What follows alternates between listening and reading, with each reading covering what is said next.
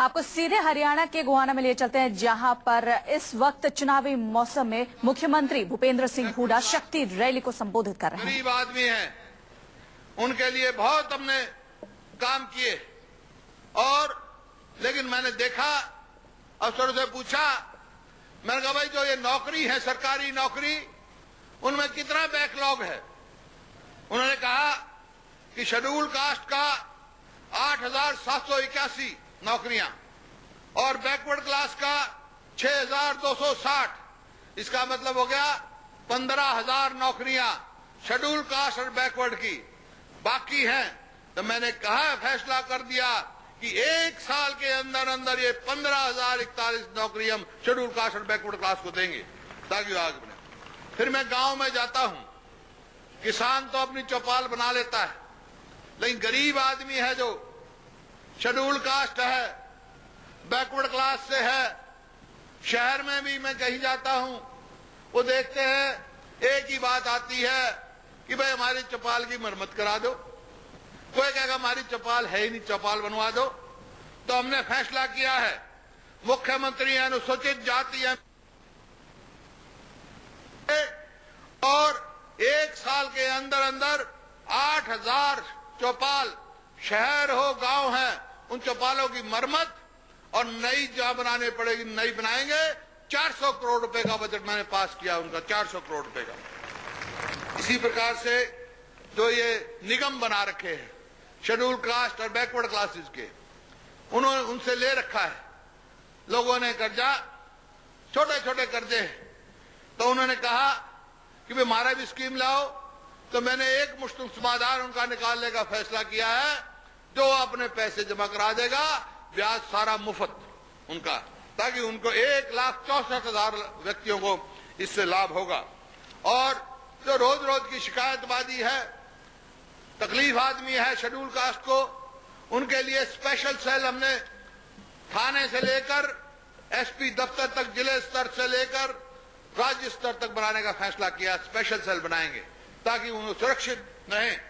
और आपको याद होगा, हरियाणा पहला प्रदेश है, गांव में कोई सफाई कर्मचारी नहीं था।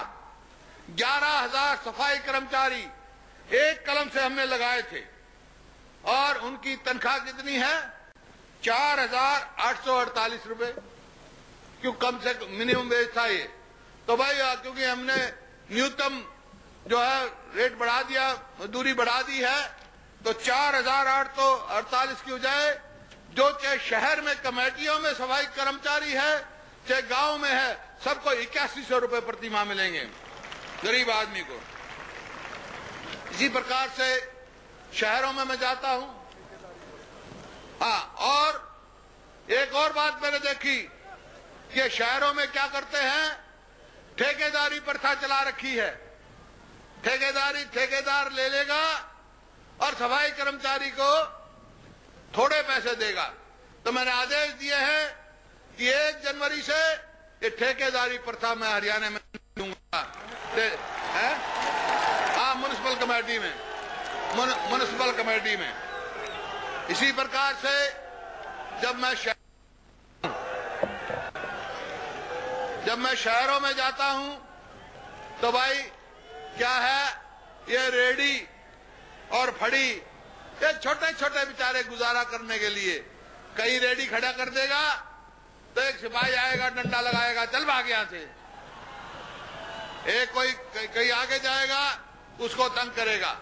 तो उनकी भी मैंने ध्यान किया है, उनके लिए भी हम कानून बनाने जा रहे हैं, उनका पहचान पत्र बनाएंगे और उनके हितों के लिए भी जो भी होगा व्यवस्था करेंगे। और ये रेडी और जो आपके फड़ी लगाने वाले हैं, उनके लिए भाई हुड्डा के सेक्टरों में या कमेटी की जो जमीन होगी वहां रेडी मार्केट बनाएंगे, ताकि उनको स्थायी जगह काम करने की मिले। छोटे छोटे आदमियों को रेडी बाजार बनाएंगे और उनका सबका इंश्योरेंस कराएंगे, ताकि 2 लाख रुपए तक की उनको 2 लाख का बीमा कराएंगे, ताकि नुकसान की स्थिति में उनकी भरपाई हो। इसी प्रकार से भाई जो छोटा दुकानदार है, कई दफा मेरे पास शहर से आती है कि भाई फलाने दुकान में बिजली का वो लीक हो गया और दुकान जल गई।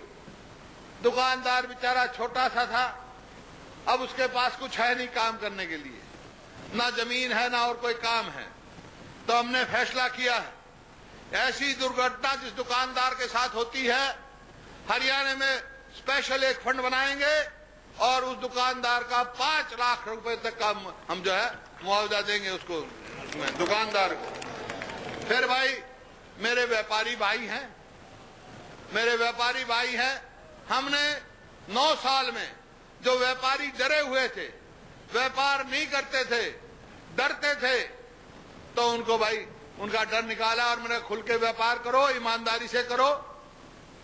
लेकिन ये भाई इंस्पेक्टर जो है ना, इंस्पेक्टर, मेरे को खबर मिलती है कोई फार्म लगा रखा है, जिस तरह 38 ST 38 फार्म है ना, फॉर्म नंबर 38 वो लगा रखा है।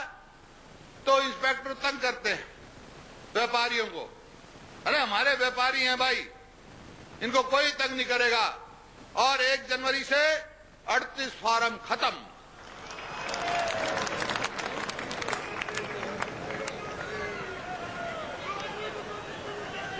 फिर शहरों में ये अनऑथोराइज्ड कॉलोनी कहते हैं, बहुत सारी, तो हमने उसके लिए संघर्ष किया, कोर्टों में लड़ाई लड़ी और वो जीत गए।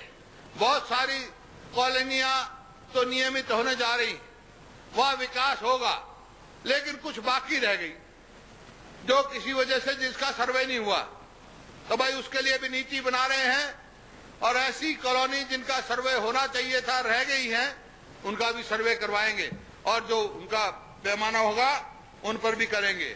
बहुत सारे मेरे भाई सिख भाई हैं, मेरे मुसलमान भाई हैं, वो कई दफा उन्होंने कहा कि माइनॉरिटीज कमीशन नहीं है आपके यहाँ, तो माइनॉरिटीज कमीशन भी हमने बनाने का फैसला किया है। फिर कुछ मेरे जो एडिड स्कूल है, मैं मोटी मोटी बात बता रहा हूं आपको, एडिड स्कूल जो है जो सरकार की सहायता से चलते हैं, मान्यता प्राप्त जिनको कहते हैं, लेकिन वहां काम कुछ होता नहीं, उनका स्कूल का कैसे करें।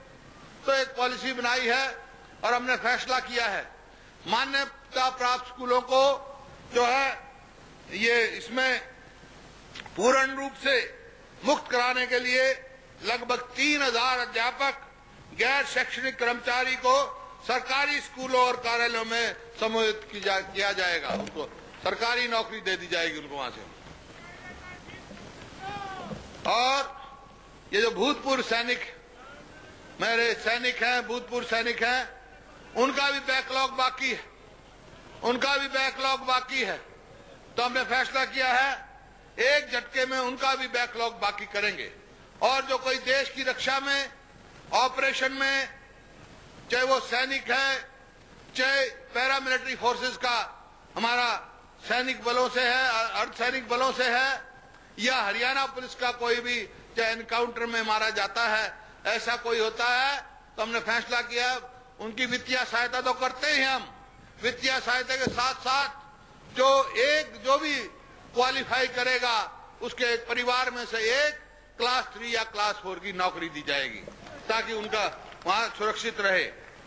और जो फौज से आते हैं, छोटी उम्र में आ जाते हैं, मकान बनाते नहीं, हमने फैसला किया है कि उनके लिए 50,000 फ्लैट गुड़गांव, फरीदाबाद, पंचकुला जैसे शहरों में हम हाउसिंग बोर्ड बना के देगा सस्ते कीमत पर। इसी प्रकार से मेरे जवान जो हैं, युवा जो हैं, युवाओं का भविष्य, मैंने पता किया कि भाई हरियाणा में कितनी जगह खाली हैं, तो सारा हिसाब लगवाया मैंने, क्यों बहुत सारे मेरे युवा देखते हैं भाई मेरे को काम मिलेगा, उनको नौकरी की इंतजार करता है, तो मैंने पता किया कितनी जगह खाली हैं, तो अंदाजा लगाया सब देखकर, तो ये हो गया कोई 65,000 के करीब नौकरियां खाली हैं। तो मैंने फैसला किया है, आदेश दे दिए हैं कि 1 साल के अंदर अंदर 65,000 नौकरियां हम हरियाणा के युवाओं को लगाएंगे। और भविष्य